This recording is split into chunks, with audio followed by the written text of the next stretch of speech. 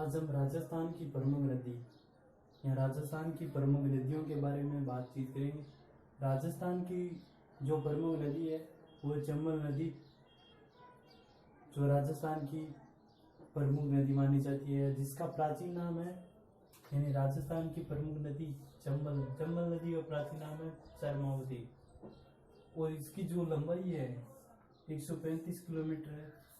काफी संपूर्ण लंबाई नहीं, यानी पूरे राजस्थान में ये 135 किलोमीटर यानी क्षेत्र में प्रवाहित होती है।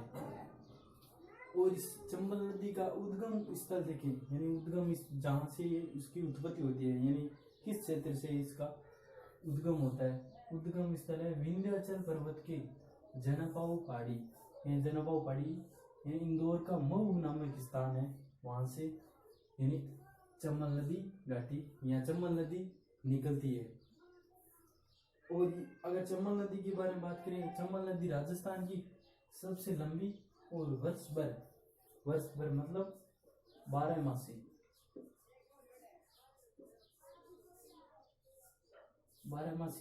नदी है, यानी क्योंकि ये राजस्थान की सबसे लंबी नदी है और वर्ष भर बहने के कारण इसे 12 मासी नदी भी कहते हैं। और इस जो नदी का यानी प्रवेश द्वार, यानी राजस्थान में किस स्थान से प्रवेश करती है चंबल नदी, यानी राजस्थान में इस नदी का प्रवेश भैंसरोडगढ़ है, जो राउतबाटा में स्थित है। यानी राजस्थान में चंबल नदी का प्रवेश द्वार है भैंसरोडगढ़, जो राउतबाटा में स्थित है। और यह नदी राजस्थान में किन किन यानी जिलों से होकर प्रवाहित होती है, यानी कोटा, बूंदी, सवाईमाधोपुर, करौली, धौलपुर, यानी इन जिलों से प्रवाहित होकर होने के बाद यूपी में कहां से, यूपी के इटावा जिले के मुरादागंज के पास जाकर यमुना नदी में मिल जाती है। और ये यानी चंबल नदी जो है यमुना नदी की एक सहायक नदी है। और चंबल नदी की सहायक नदियां कौन कौन सी है, जैसे बनास, बेड़च, काली सिंध, कोठारी, पार्वती, सिप्रा। ये प्रमुख नदियां ये चंबल नदी की सहायक नदियां मानी जाती है। और राजस्थान की जो औद्योगिक नगरी है, जैसे कोटा, यानी राजस्थान की जो औद्योगिक नगरी कोटा है, कोटा शहर इस नदी के किनारे स्थित है। यानी राजस्थान की जो औद्योगिक नगरी है वो किस नदी के किनारे स्थित है, वो है चंबल नदी के किनारे। चंबल नदी के किनारे कोटा शहर की स्थापना या कोटा शहर बसा हुआ है। और राजस्थान तथा मध्य प्रदेश के मध्य 252 किलोमीटर की सीमा बनाती है। यानी चंबल नदी के द्वारा राजस्थान और मध्य प्रदेश के मध्य 252 किलोमीटर की सीमा बनाई जाती है।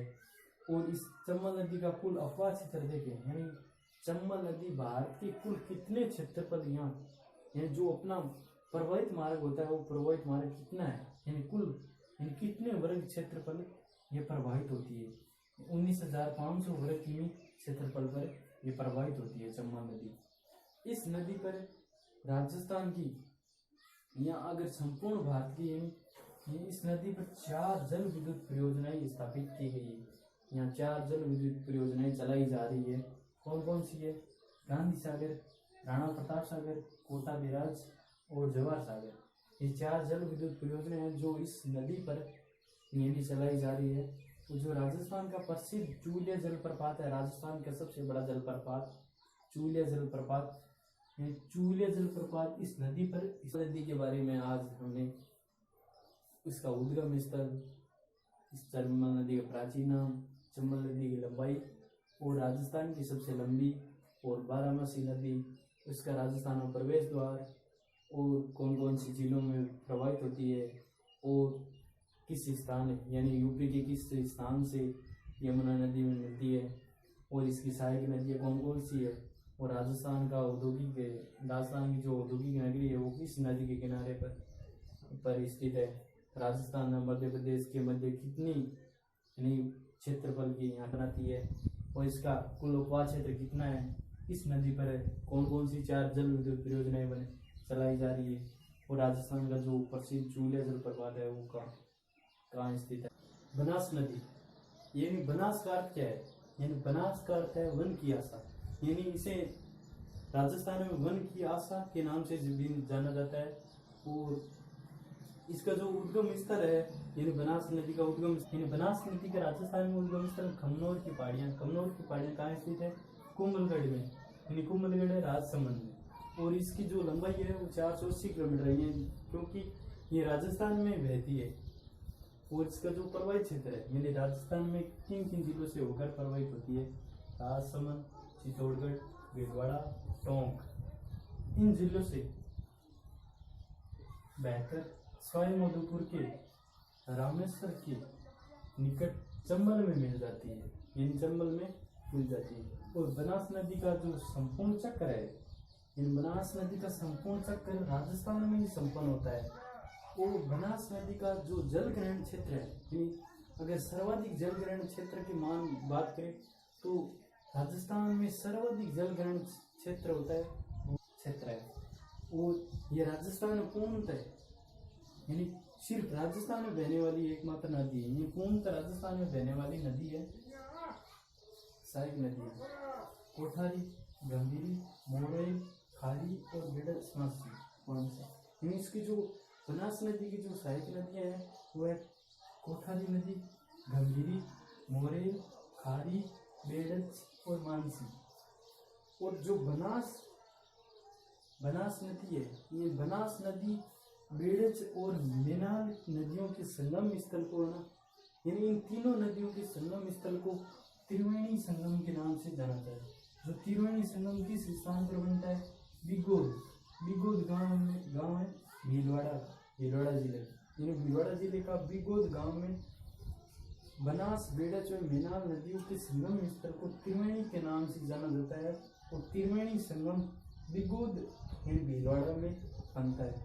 टोंक और जो सवाई माधोपुर जो जिले हैं राजस्थान की, वो बनास नदी पर स्थित है। और राजस्थान की जो बनास नदी है, बनास नदी पर कौन कौन से बांध बनाए गए हैं? ये बनास नदी पर बांध मातृकुंड बांध, दात्र बांध, बिसलपुर बांध और ईसर का बांध। जो बिसलपुर बांध है टोंक जिले में बनाया गया है बनास नदी पर। और बनास नदी का उद्गम स्थल कौन सी पहाड़ियाँ हैं, किस जिले में है, पर्वत क्षेत्र किन किन जिलों में है। और बनास नदी का संपूर्ण चक्र राजस्थान में होता है। और बनास नदी का जो सर्वाधिक जल ग्रहण क्षेत्र किस राज्य में होता है उसके बारे में।